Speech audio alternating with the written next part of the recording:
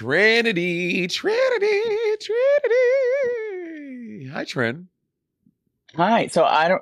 If anybody is wondering if it sounds bad, I'm sorry. I'm traveling, and I know I had fixed my mic, but here we are. We're back to square one, honey. No, we have voice isolation mode. I think it sounds good over here. I can't speak to what Jessica or Stevie is saying right now in the comments, but you sound good to me. I love being isolated. I want to start the podcast off because I don't think the fans are going to get much from me today because I really like this episode. So I want to start off. I want to start off with some drama. Ooh, drama. Monet, tell me a Rue girl that you hate. Come on, spill the tea. There really is. Don't be giving this answers that you be giving Bob, that you're all nice and lovely and this congeniality. Those days have passed. Okay. The only Drag Race girl I didn't like for a time was right after All Stars 4 was Gia Gunn. She was the only Drag Race girl that I did not like. But since then, we like she came on my show. We buried the hatchet, and I think Gia is so funny. Her Drag Race rankings are so cunty. Oh, are you not a Gia fan? I'm real mad at you because you're giving such a pageant answer. I want the nitty gritty. Tell me. A girl I don't like. I mean, I can't really think. I didn't like Tamisha Iman for a while. We had a whole beef online. We squashed that. The Vixen and we're not friends. She doesn't like me. I don't like her. So I guess it will be the Vixen. But now you're gonna get me to a whole. Oh. Yes. Okay. Yes. Now we're getting the nitty gritty. I want to know: is there not like a girl that you just like meh, like you just don't like? They've never done anything to you. You've never really hung out with them, but you just ugh. I think maybe some of the new someone I did feel that way about was Maddie Morphosis, but since her talk show and her beef with Bob, I was like, I really like her. So that was Maddie Morphosis for me. I was like, why is this fucking straight motherfucker coming into our drag space? He's whack. I don't respect that shit, but she's actually really funny. I kind of like him. Okay, all right. Who do you hate? Yeah. There's a lot of girls that I hate. You want me to name names? I'll name names. You want drama? I'll give you drama. Am I the drama? Well, I used to love. Oh, you just want one? Well, oh no! I'll take more if you're giving more for sure. Okay, quickly. I used to love Pheromone until she started all this drama during COVID for no reason. Drama? What did she do in drama? Girl, she tried to get all of her fans to attack me because I did a show during COVID. Oh, the brunch show. The brunch show outside with a mask. Yeah. 50 people limited. It was within the law. Yeah. And she like tried to have people come after me for literally no reason. Like literally there was no reason. I didn't do anything illegal or wrong. I remember that. And then, girl, she was out there hanging out with people without masks and stuff and trying. The other day, I was driving on and I saw her. Yeah, she's out there hanging out with people. And what makes me mad is literally a couple of weeks before that, she was struggling a lot with like mental stuff, and that's no joke. Yeah. And I told her, I said, girl, if you need to get away, you can come to Florida. I have a guest room. We don't even have to interact. If you just want to be away from where you're at, you can come stay with me. I'd be happy to host you. I don't have people over, so you're safe. And like we were talking about her doing that, and it's not like we were really good friends, but I did extend my hand to like try to help her in that time. And so for her to come out like was just out of left field. I was like, girl, you like, if you really had a problem, you should have came to me as my friend. Like, because y'all were friendly before that. Y'all were like cool before that. Yeah, we were really. I mean, at least I thought so. Right. And so now I hate that highlighter bitch. And then who else do I not like? J. Jolie. I remember that drama. because she spit on somebody in their face and called them fat. Like that And definitely there's a happened. record. Like it was a fact that this happened. Girl, there's a recording. There is a recording I out didn't know there about that. of this. That's why she got fired. That's why she got fired Oof, from play. got it. And then there was also some drama. She was just really mean to my drag daughter that was on cast. But there's some other girls. There's some other. I'll give you a couple every episode. Okay, How about okay, that? word. Was that what I was gonna say? That should be enough drama to get things started. I'm sure there's enough memes in here now. When we had mentioned Theron Fairmont on one of the episodes this season, and literally like the next day I was driving down Sunset Boulevard and I saw her with her dog getting her morning coffee. She was in all black. She has like a black she has like a black dog or something. And then they're walking across the street. And then as she was crossing, someone made an early turn and they cut her off. And she goes, "What the fuck are you doing, motherfucker?" She hit his car and then she walked away. I was like, that is so weird. I was like, and I meant to tell you, and now you just reminded me. I saw her the day after we mentioned on the podcast, and it was very serendipitous that I saw her. It was very strange. But anyway. Yeah, see, look, she's violent. Look at it. She hit a car. She hit a car. Cancel her. I'm just kidding. No, I outside of that interaction, I think she's absolutely stunning and very talented with makeup. Yeah, I've never had any interactions with her besides tour. And she's always been very sweet to me. I never had any problems. Oh, one time I had to let her have it on tour because she tried to. She was acting like such a brat on the Murray and Peter Christmas tour one day, and I had to let her have it. Oh, girl, I let her have it. But then after that, we were fine. And she's always been like my little sister. Yeah. Since season 9, and I really enjoyed her. It's just really no wonder Valentina didn't call you back, bitch. Oh, you don't love me. Anyway, I'm just in my feelings because I really cared about her, and she really hurt my feelings as a friend. Yeah, I feel that. Especially when you like, girl, you can come and stay at my lovely home in Florida where you can like not be like, that's shady. But there is some drama. We wanted some drama in All Stars 9, and we are getting a little bit. And it starts off with Roxy. She walks in the workroom after being visibly pissed off at the end of the last week's episode. She walks in, she's smiling, like she's like over it, and she's chilling, but we know Roxy's not. And she says to Nigeria, "You're playing a different game than I'm playing, and I'm good." Like basically, like I'm good off you. Like I don't need to fuck with you anymore. That's not even true. That's not even true.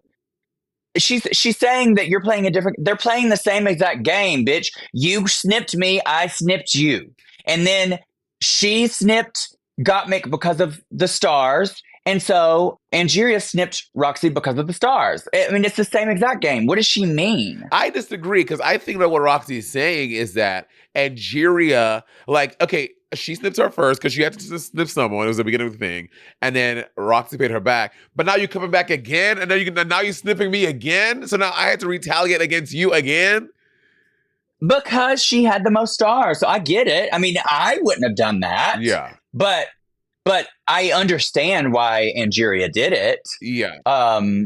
You always are going to try to take down the front runner. And Roxy's also saying like all the drama, which is so ironic because last week, or the week before that, Roxy had all the drama about she's basically saying like all the drama that Angeria was like selling like about like not knowing who to snip. And Roxy's like, I'm not buying it. You're full of shit. I'm like, Roxy, pot, meat, kettle. You that was just you. Oh, girl. Yep. I don't know what to say. Yes. Hello. Yeah. That's like the pot calling the kettle raven.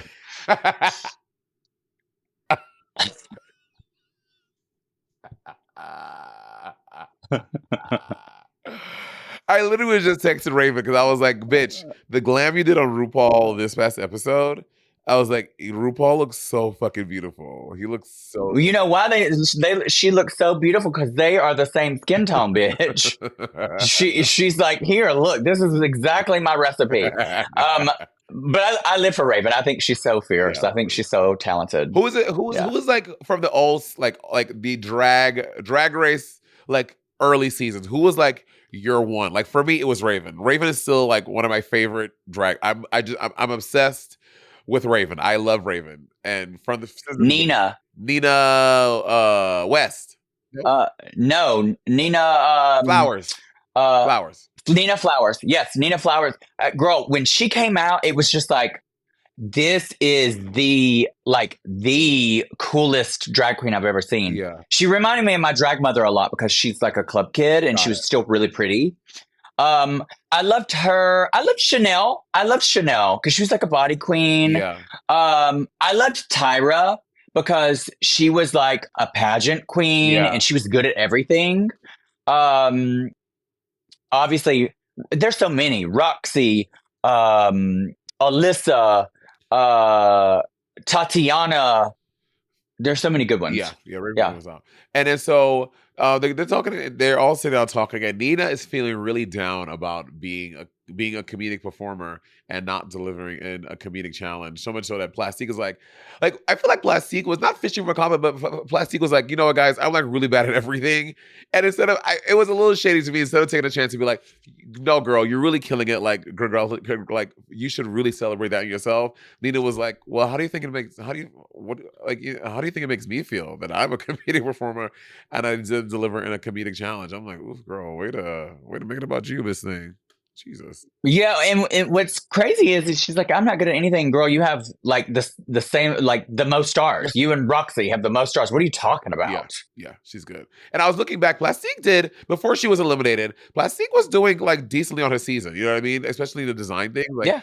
So there was this kind of this narrative, like Plastique was really bad her first season. That's why she got sent home. I'm like, she wasn't bad. She's definitely like really good this time, but she was not bad her first season.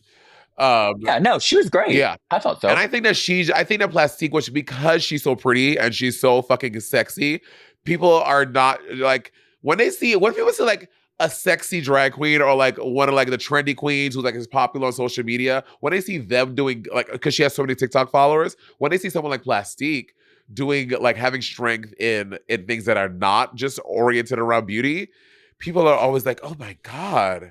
I'm like, yes, there are people out there that can be sexy and also funny and also good actors. Like, what's the problem? Yeah, look at Bob. Oh my God, today. Oh, we're recording this on today's Bob's birthday, y'all. Well, y'all won't see now. Yeah. It is. It's Bob's birthday. I'm gonna have to send them a message. Yeah, he'll love that. So they come back in the next day, and Plastique is trying to sell everyone in this badge math. And everyone throws it away. But I actually kind of think there's some validity to what she's saying, actually. Like, absolutely. It kind of makes sense. This is what I would do. This is what I would do. Yeah. You don't want to let. That's why on All Star 7 I blocked Evie, because I was like, okay, she just got a star. I don't want her to get any more stars. I don't want her to catch up because I want to make the finale. Got it. Yeah. So you blocking. I think it's a valid strategy, but everyone discounts it. I'm like, no, that's actually a pretty good way to go. They do this mini challenge where they have to carry fruit in between their legs, and they get Bruno, who we were chilling with backstage at We Hope Pride. Bruno is shoving his fruits in between the ladies' legs, and they have to carry it across the way. Bitch, Bruno can slam his eggplant between my legs as hard as he can anytime he wants. Bruno's so beautiful. And he's so sweet. IRL. He's such a sweet man. And he tastes really good. I mean, yes, he's very sweet. We hung out with Bruno and Jesse, the new pit stop. Oh, Jesse is fine, bitch. He's got ass, honey. Yeah, Jesse has an ass. He has an ass. So funny story. So I used to work at the LA Fitness in East Hollywood. Everyone like, oh, Monet, LA Fitness. I know. Listen, I'm not paying. I cannot bring myself to pay $300 for an Equinox membership. I'm like, and I've been to the Equinoxes in my area. They're just as busy as the LA Fitness. So why am I paying more money? The showers are shit nice, but I don't shower at the gym anyway, so I don't care about that. Anyway. So he used to go to my gym, and he would always come over and like say hi and like give pointers. I had no idea who he was. I was like, hi. And then not until like later on, I saw Todrick Hall post about him. I was like, this guy looks familiar. It's Todrick Hall's ex-boyfriend. And then I found out that he's on Pit Stop. I was like, oh, that's why he was being so nice and so friendly. He's a Of course, he's Todrick Hall's ex. I mean, he's so fine. Todrick loves the pretty boys, bitch. he sure does. Todrick always has a pretty boy on his arm, so left and right, honey. Do you remember the really hot one? The really hot one for the UK with the crazy ass that like did all like the crazy shit to Todrick Hall? No, what? Yes, it was some hot white guy from the UK that taught his ex boyfriend Danny that did like all did like I think he was like Oh, Danny with the curly hair? yes, Oh, I know who that is. I follow them on social media, yeah, and I think I remember them dating, but I never heard anything crazy. So yeah. Danny was crazy? Girl, apparently Todrick has a haul. Todrick has a haul. Todrick has a lyric in one of he has a lyric in one of his songs. You rode every anaconda in Wakanda. Like he was just going around like fucking a whole bunch of black dudes behind Todrick's back, apparently. I mean, that sounds like a fun time to me. I mean, can you blame her? And then so apparently so the winner of this mini challenge to get immunity and when Nina West is doing the thing and I think the beat or the orange bust into her crotch when she's wearing white pants looked like she had her period. I was like, this is so on the nose. I'm kind of into it. Girl, the thighs of power, honey. Can you imagine being in between those thighs? Woo, bitch. Have you ever seen those videos of those women and the men engaging it? It's like a kink where the guy lays flat on the bed and a heavier set woman with like a very heavy and very, big bodied woman. They just want to lay on the bed and they like the woman just dropping on them, like, and just putting the whole weight of their body just on their chest. Like that's like a thing. I've fallen into many a Reddit hole just watching hours and hours of because I find it so fascinating. Girl, was there any survivors? I mean, that sounds like terrorism. Girl, what? Yeah, it's a thing. It's a thing. It's a kink, which worked. No, I've never seen that. I don't mind being smothered, but it's got to be by a pretty bubble ass, bitch. I don't. A showered, a clean bubble ass. A shower, girl, scrubbed, Got scrubbed, Tina, scrubbed. it. So Nina wins a challenge, and so which means she gets immunity from being blocked this week, which we come to find out later. It doesn't really matter because she ends up winning the challenge. Um, and the challenge this week is the girls are paying homage to classic camp films by starring with Rue in a meeting in the ladies' room. This challenge sounds like a lot of fun. I don't know a lot of these films. I mean, I would pray to get showgirls, which they didn't show the girls choosing who got what. I'm curious how they decided that.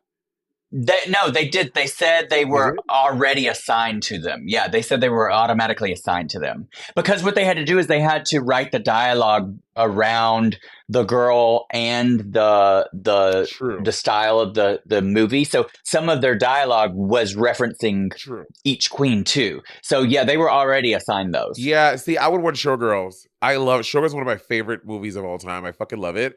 She gave a speech this year at something, a film festival or something.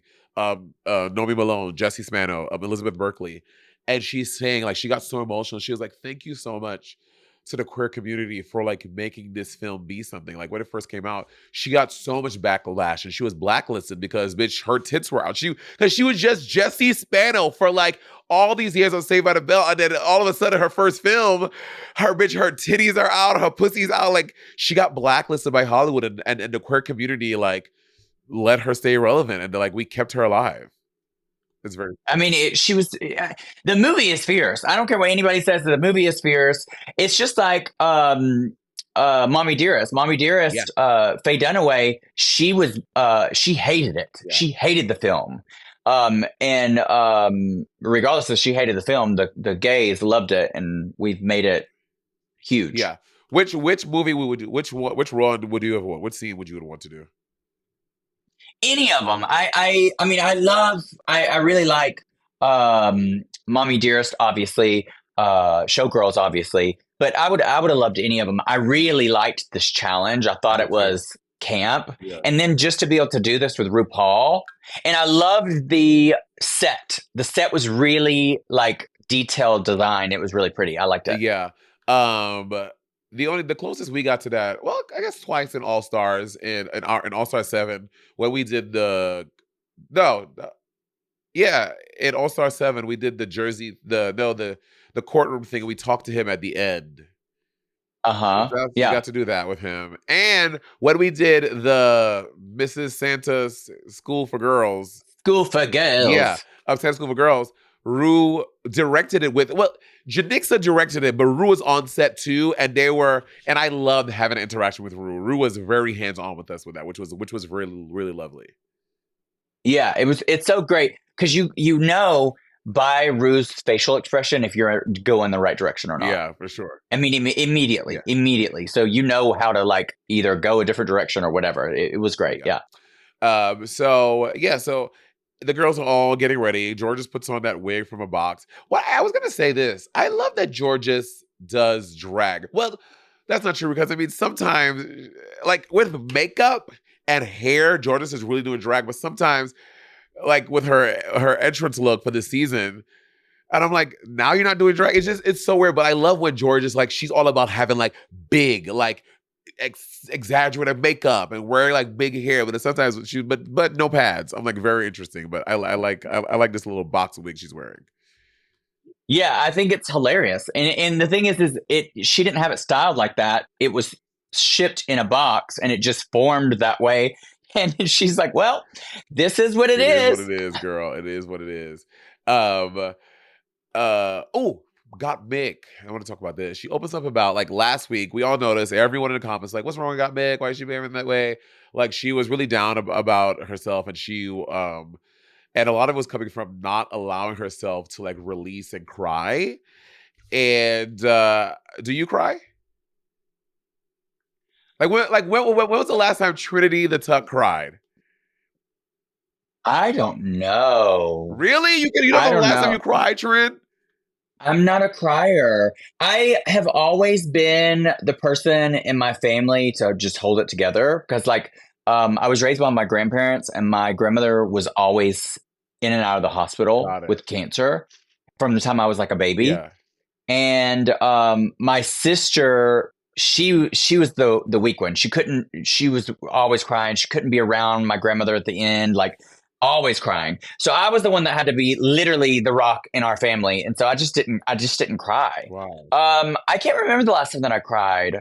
I have cried, but I think what it is that have I compartmentalize my feelings so I can deal with it, and Mhm. that's a trauma response. Yeah.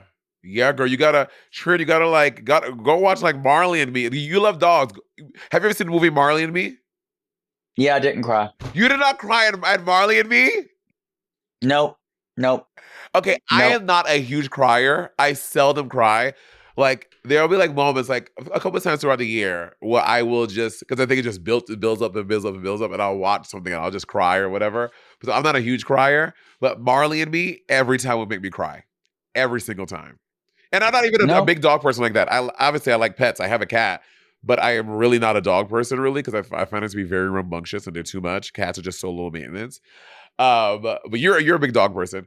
So and Marley Trinity, I do not believe Marley V does not make you cry. You have like 18 dogs. Yeah, what my response is, I get anxiety.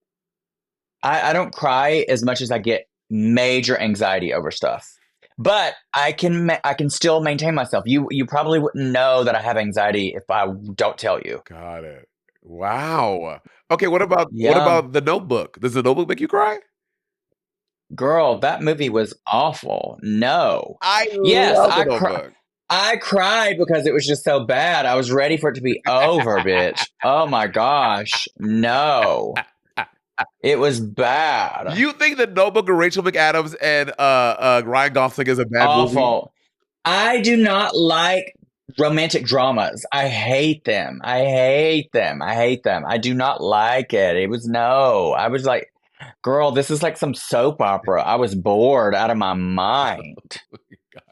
I was like, can somebody like, you know, get fucked in the butt or something? Or, I don't know. It wasn't interesting. I just didn't like it. Jacob, does Marley and Me make you cry, Jacob? I'm gonna be fully honest. I've never seen Marley and Me because, spoiler, the dog dies at the end of the movie, right? Yes. Yeah, I'm just like that. That entire like the dead dog movies do not appeal to me, and I'm not interested in watching any movie where the dog dies at the end. I'm But not. he dies a happy death, though. It's not like he's not shot like fucking Free Willy. He dies of old age. Well, spoiler, don't watch All Dogs Go to Heaven. Wait, does Free Willy die at the end of Free Willy? Does Free Willy get shot? No. I don't know. It's been so long since I've seen Free. Oh, Jacob, did The Notebook make you cry? No, but I'm not really like a crier at like romantic movies like that. That's not really my vibe. The last movie I cried to, you know what make Encanto. Encanto makes me sob every time. Encanto? Yeah, girl. No. Y'all are emotional wrecks. No, Encanto doesn't make me cry. No. All right. Emotional wrecks. Not Mick, in spite of Trinity and Jacob's callous experiences, you please let yourself cry. I think a good cry is very good. I love to. Another time, I also just love to. Everyone knows I love. I do drugs, and I love to just take some acid or some acid or some Molly or something, and just cry from the joy of life. I like to have that experience as well. No, I can't. I cannot relate to the acid or the cry from the joy of life, bitch. Girl. So they go into the challenge and they're rehearsing with Rue, and we see what I find very interesting, and I feel like Drag Race is like peeling the layers back a little bit as the girls are rehearsing with Rue, and I'm doing stuff with Rue.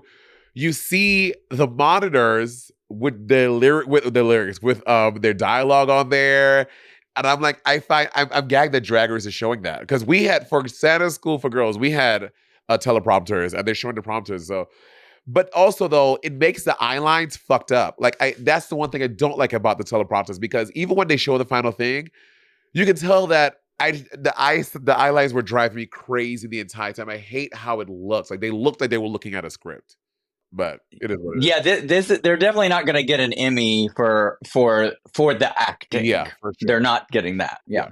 So the girls go into the next day. They get ready for the runway, and I found it interesting that Mick is doing she's doing Vanjie's eye makeup, which I guess maybe Vanjie doesn't know how to do a cut crease. So Mick is like, because Mick she was a professional celebrity makeup artist before Drag Race, and Mick is doing Vanjie's cut crease, and we get to see Vanjie looks very beautiful. So, but she's been looking beautiful without Mick. I don't think, or maybe we haven't. Maybe Mick has been doing it the entire time. We just haven't noticed it. But I don't think she needed Mick's help. She looked just as beautiful as she normally does to me. But sometimes like when you're at a show and you're like, "Girl, paint me, paint." I don't want to do this. Paint me. Yeah. It was probably something like that. We're like, just put it on me. Just paint me. One time on tour, I let Manila paint me, and she put my freaking brows way up here. Remind me to send you the picture so y'all can post Jacob, it. She made my brows way up here. I looked surprised. I was like, girl, and I just had to do it. I had to go to meet and greet because it was like so close to that. I was like, girl, and I didn't even look until afterwards. I was like, wow, you really did me in, honey. Yeah. No wonder you got eliminated on a makeover challenge. No one has ever done my makeup, and I liked it. Oh, no, that's not true. Layla McQueen painted me, and I liked it. But otherwise, I never like when someone paints me. Layla McQueen turned me out, though. I look. Khalid, who is Paula Abdul's makeup artist, he paints me for music videos and some stuff. He is one of the only ones that just turns me out. I remember the first time we worked together, it was on the AS7 press tour, and Khalid would do something on Trinity, and Trinity would be like, girl, I don't want to. Trinity was giving this man so much fever. He was like, just let me do my thing. And it worked out. Yeah. He really did. He really does know. He really is really great. I mean, he paints Nina sometimes, and it's the softest she's ever looked. Well, it's funny you say that, because before I knew she was doing what she did for the runway, they cut to her, and I wrote it down at 27 minutes and 7 seconds, and she was contouring black, and I was like, Emma, I was like, well, this might be the problem. This is why things are going haywire because but then I see like, oh, it wasn't her regular thing. I was like, why is she contouring with black? I'm like, that is crazy. I mean, girl, at this point, do we need to keep asking questions of why with Nina? We'll get there because Nina. No, we will. No, we will definitely get there for sure. Yeah.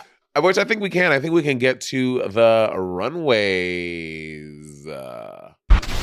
Hey everyone, if you know me, you know how much I love going to concerts and events. I really, over the past 2 years, I've been doing a lot more of it, and I'm very happy. Like, live music is back, and we need to embrace her. When I saw SZA, my girl, performing live, I saw her twice last year, y'all. She was so good.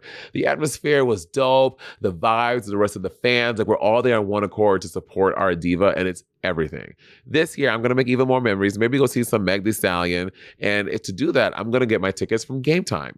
Game Time makes getting tickets for concerts and events faster and easier. Even if you don't buy tickets right away, I've noticed that on Game Time, the prices go down when you get closer to the event. I was browsing through Game Time recently, y'all, to see what shows were coming up and concerts, and it's very user-friendly. Walking you through the experience, you simply open the app, you browse through the events, and you pick the one you wanted to attend. The best part, the deals you find are amazing, especially the last-minute ones. One of my favorite features of the Game Time app is the seat views. You can get a panoramic view from the seats you're going to be sitting in before you buy it, so you know what to expect. Plus, with their lowest price guarantee, you can be sure you're getting the best deal possible. If you find a lower price, Game Time will credit you 110% of the difference. And their ticket coverage is top-notch, offering flexible customer service policies like event cancellation protection and job loss protection. Take the guesswork out of buying concert tickets with Game Time. Download the Game Time app, create an account, and use code RIVALRY for $20 off your first purchase. Terms apply. Again, create an account and redeem code RIVALRY for $20 off. Download Game Time today. Last minute tickets, lowest price guaranteed. Are you tired of seeing blank profiles or endless torsos on dating apps? Y'all, let me tell you something. I have been through the ringer when I was a woman of the world. Just seeing profiles, and you can't really get a sense for the person because you don't see much besides a little nip or a little something. It's terrible. Baby, I want to know what you look like. I want to know what I'm getting myself into. I need to see a clear picture of your face. Now, Archer is a dating app for gay and queer men where every profile is selfie verified and everyone shows a face because dating shouldn't be that mysterious. Between dating and hookup mode, Archer gives you multiple ways to find connections, and features like prompts and tags allow you to share more about who you are and what you like. And they just released a new feature called Communities where you can join group chats with other guys who have similar interests or are going to the same event. So whether you're looking for friends, fun, or finding the one, download Archer today. Archer? I just met her. Okay. Oh, bitch, let me tell you something. When I saw RuPaul come out on that stage, I texted my designer and I was like, I want this silhouette in something like multicolored like this. I think this looks hot. I want something like this for Monet Exchange. I think Ru looks great. Her coochie coo is barely covered and I am living. Her hair looks amazing. I love when she wears this like flowery thing. She does that a lot. Yeah. She wears a flowery thing and she wears that usually low in the hair. Love it, love it, love it. I think she looks amazing. Girl, Michelle. See, this is what I'm talking about. Sometimes Michelle will look like a pop star and sometimes she looks like an old lady. And she looks 25 years old there. She looks great. Michelle looks hot. And Carson is a car. I think I love Carson's suit. Him and Michelle color coordinating with his black and white thing. I think Carson looks incredible. He looks like he's is it a zoot suit like from like the 20s? Like the mobster? Yeah, the mobster days. He looks like a gay mobster. And Colton Haynes, I don't really know this person. Look at what did Colton do? He was in, I think he was in Teen Wolf. That was what he got really famous for. Teen Wolf, that's what it was. He was playing a straight guy though, and then afterwards he came out as gay. So he was like teen heartthrob, originally from Teen Wolf, and then he came out. He like wrote a memoir. To be fully honest, I'm not 100% sure what other work he's done since Teen Wolf, but like Teen Wolf. I'm looking. He was on Arrow. I didn't watch Arrow though. I'm He not. was on Arrow. Yeah, I did know that. I'm not an Arrow fan. Arrow's one of the DC shows, and it went on for like 8 years. I'm not an Arrow fan. Ew. I Oh, think he's very handsome. I hate the suit. yeah, the suit isn't good. It's so baggy on him. It's not cute. He was the guy that gets murdered in Rough Night. Jacob, you should know that. Your boyfriend was in that movie. Yeah, that's true. That was before we were together, though. So Ooh. who knows? Yeah, Colton Hayes was in a Rough Night. Okay, let's get into these looks. First up, Nina West. I think When Bob met Bob like saw Alana Glazer somewhere, and Alana was like, "Oh my god, it's so nice to meet you." And I was like, "We literally did a movie together." I'm screaming. Girl, I should remember that shit. Alana Glazer smokes so much weed. She's like Georges. Um, Nina West. I think Nina looks great. I think that this is for Nina West. I think this is very beautiful. I think that I love her commitment to the fucking decaying green and she really thought about the entire look. I don't know if it needed I guess we did need the reveal to know that it was this what is it called? Funeral something. Widowed, Like, Weeping yeah, Widow. widow. Weeping Widow. Yeah. Yeah. And Yeah. I think this looks great. I like this look on Nina. This is the second week in a row where Nina nails it, Yeah. and she still has her camp aesthetic, but still executing it so well. Her makeup is so great here. Yeah, I mean, it's still pretty, but it fits the character. The look is really cool. It fits her very well. The dress is floor length. Yeah. I'm loving it. This is what I expect of Nina, and I'm so glad like we're seeing it, and especially 2 weeks in a row. It's so good, and this is what I love. This is the Nina. This is the All Stars Nina. Yeah, she looks these past 2 weeks. I think Nina is really fucking nailing it. She looks really, really, really great. And next up, Amazing. Roxy Andrews. I fucking love this. I thought this was really, really, really cool. Like she just murdered her husband. I loved having the splashes of the blood on her face, and then she stoned all of them with fucking light cyan and cyan Swarovski crystals. I think it was great. This is the tiniest, smidgiest little kernel of a note is I wish that the splatter looked more like splatters, and maybe like it looked like it would happen like.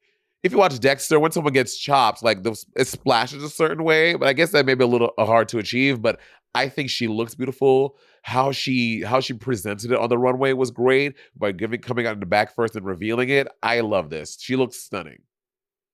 This is the best she's looked on this runway this season. Yeah. Like the gown is grand. She looks like an All Stars winner. Yes. She looks beautiful. She has so much shape here. Yeah. I love when Roxy corsets because she's thick and she's a fat ass. And when she corsets, it just shows all of her juicy shape. Yeah. She looks incredible. And her makeup is so pretty here. Yeah. It looks different than it does usually. I don't know. I just love it. I think she looks amazing. She looks amazing. I think so too. I love this. I think it was really, really, really well done. It was cool. Up next is Angeria Paris Van Michaels.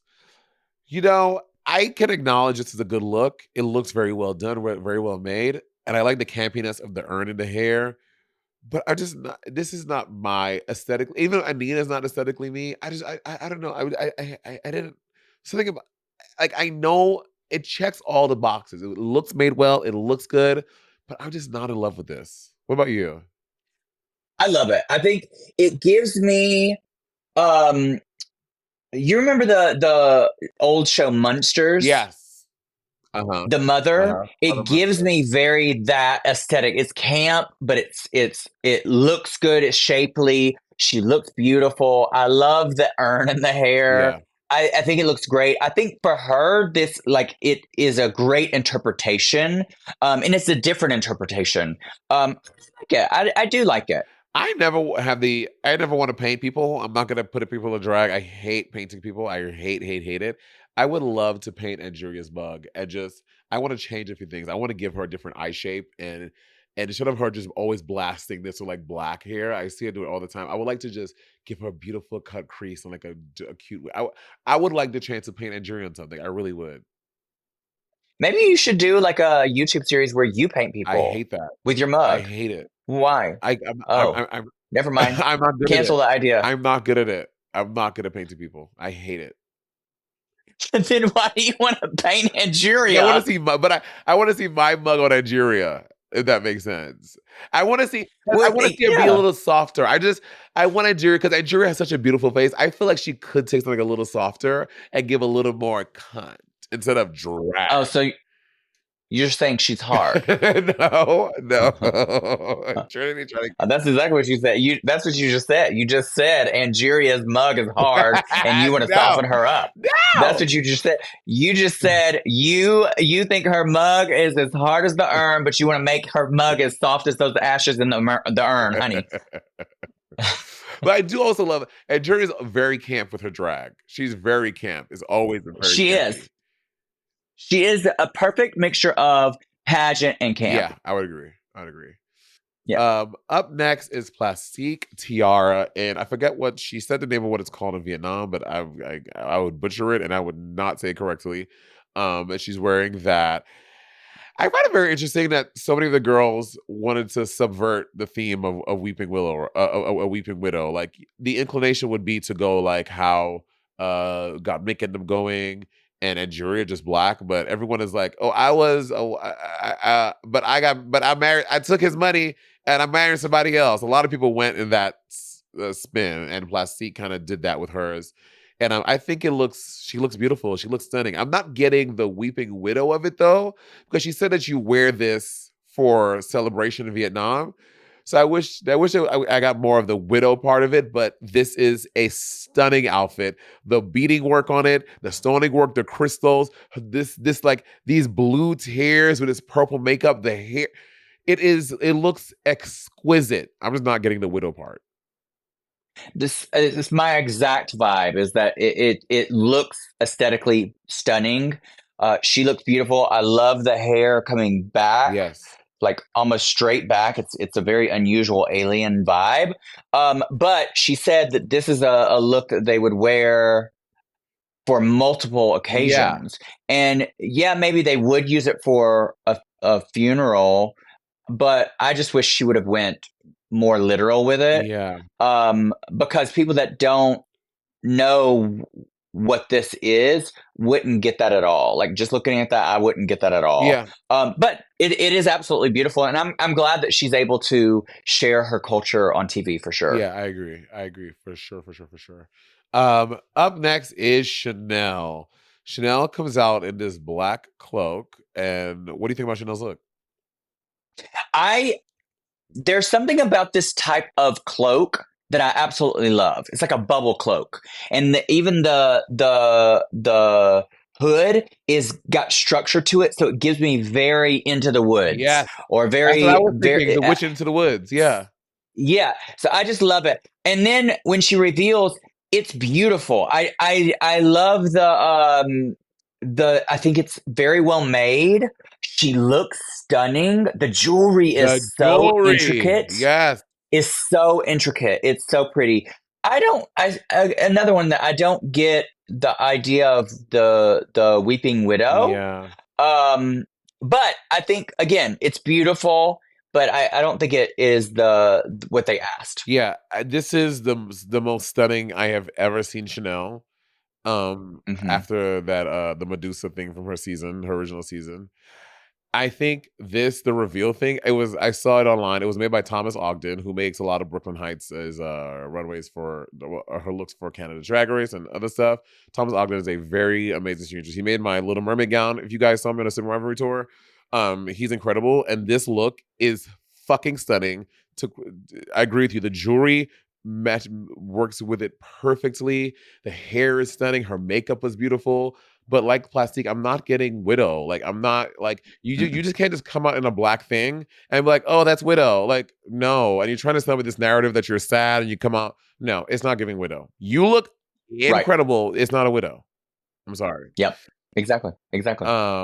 And up next is Georges. Georges. She's another one like you. Like she has this little handkerchief because she's crying at the funeral. I'm like, oh, what? I found jewels. This reveal look, I think it's such a cop out. It's too long. And now Trinity has it in my head. Bitch, this is a meet and greet dress. You're wearing a meet and greet dress. Girl, this is not even a meet and greet dress. This is like you go to. Do you ever remember Sears? Not Sears. What was it before it? Huh? JC Penney's.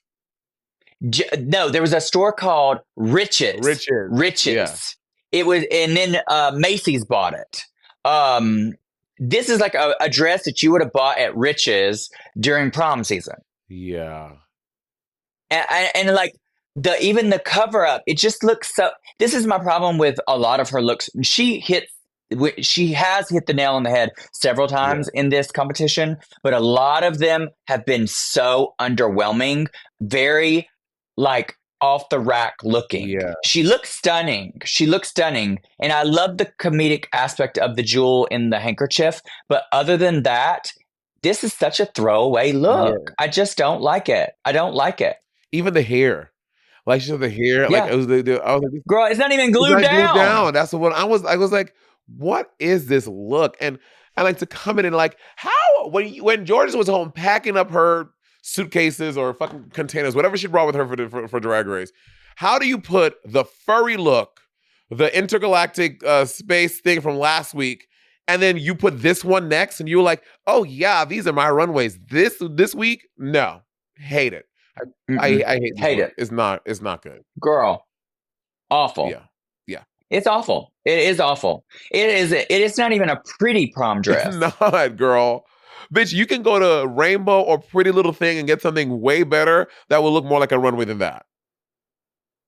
Girl, Jinx's runways that she made on All Star 7 are prettier than this.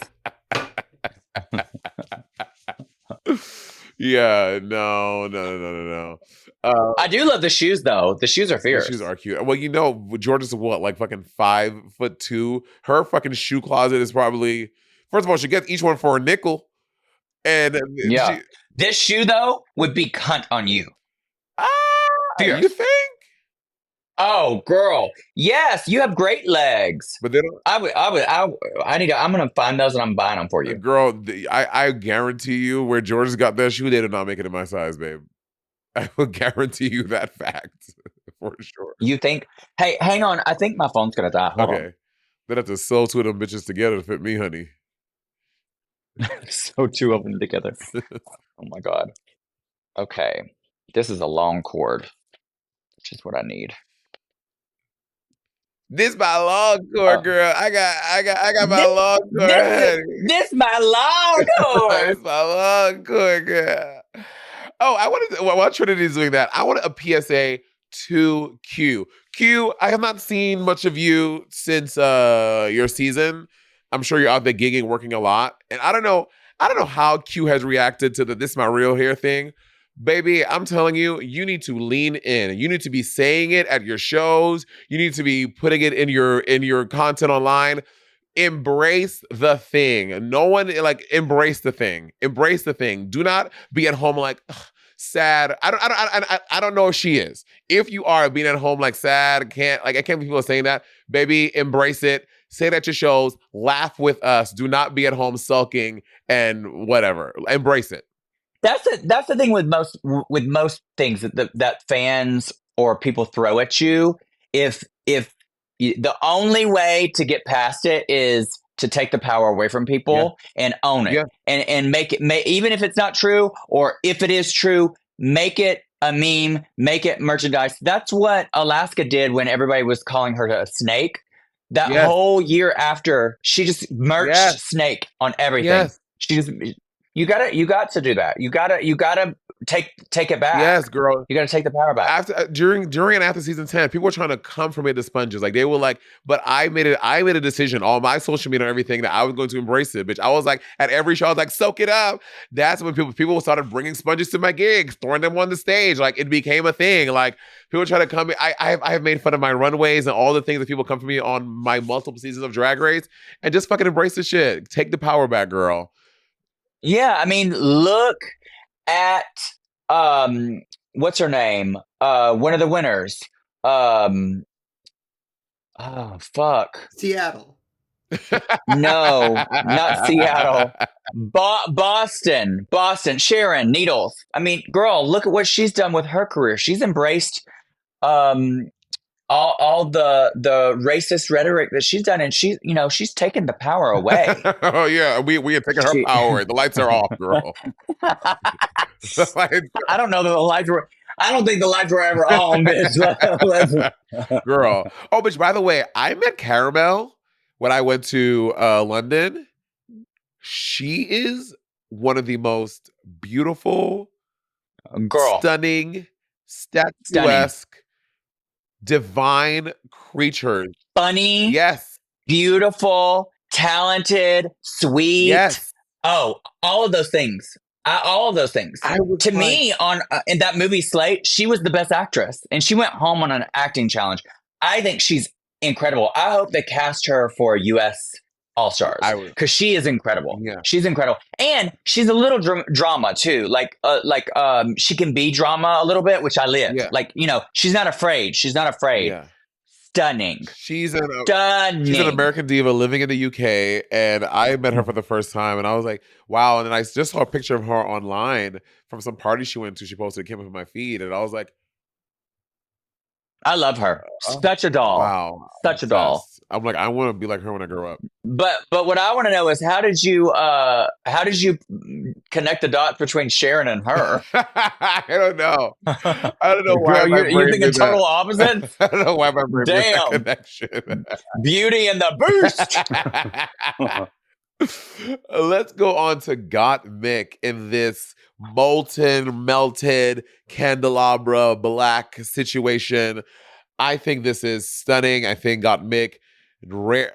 There's not one time besides the perfume thing I didn't love that Got Mick has missed on this runway. It's always so thought out, so methodical, so original, so different, and this is cool. I don't think I've ever seen anything like this on a fashion show, on a drag race, anything. This is so cool. I think she looks amazing.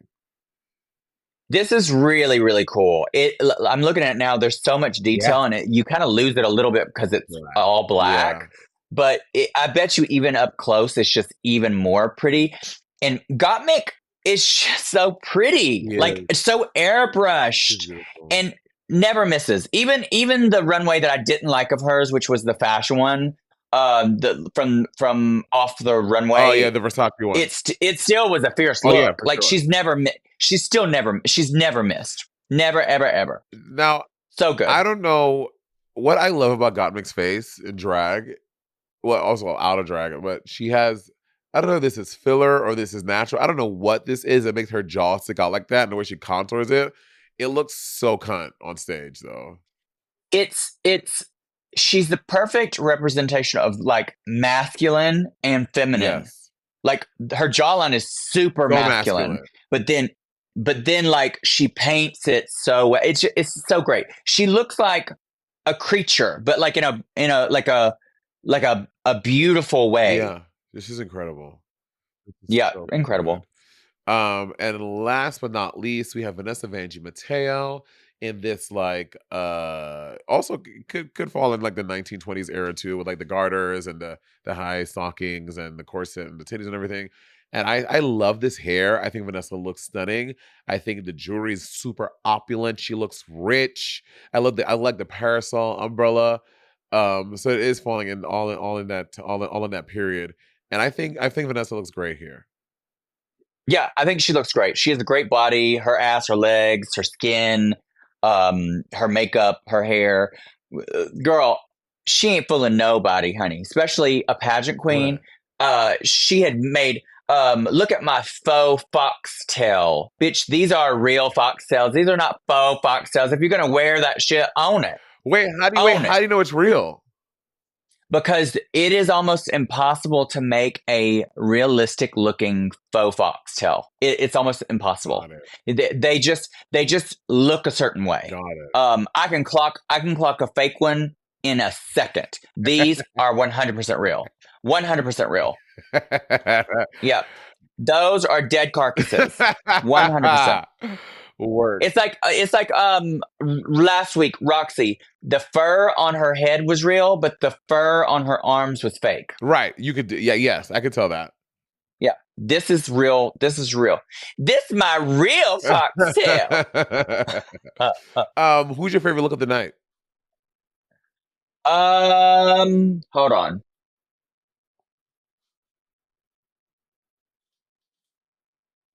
Girl, Nina.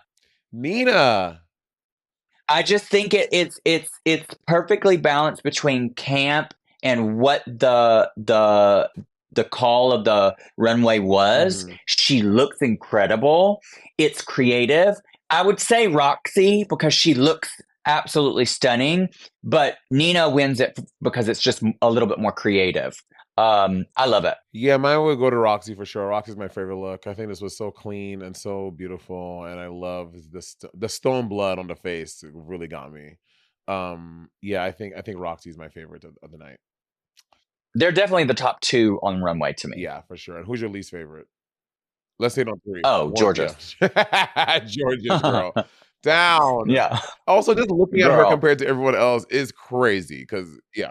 Girl, she looks like somebody's drag daughter who just started drag. Very that. It's giving very that. But so we see the scenes from the girls, and I was thinking I love Nina's scene. I thought Nina's was the best acted.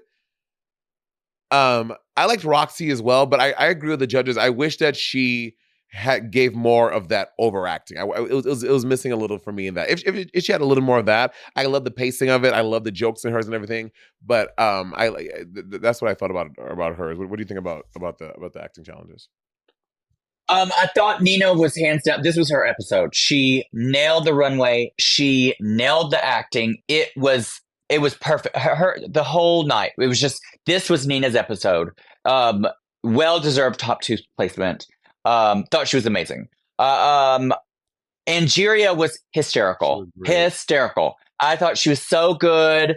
And the thing about Angeria is she's just naturally funny, just being Angeria. Yeah. She's just so great. And then my third spot and close top 2 in the acting portion was Georgia's. Really?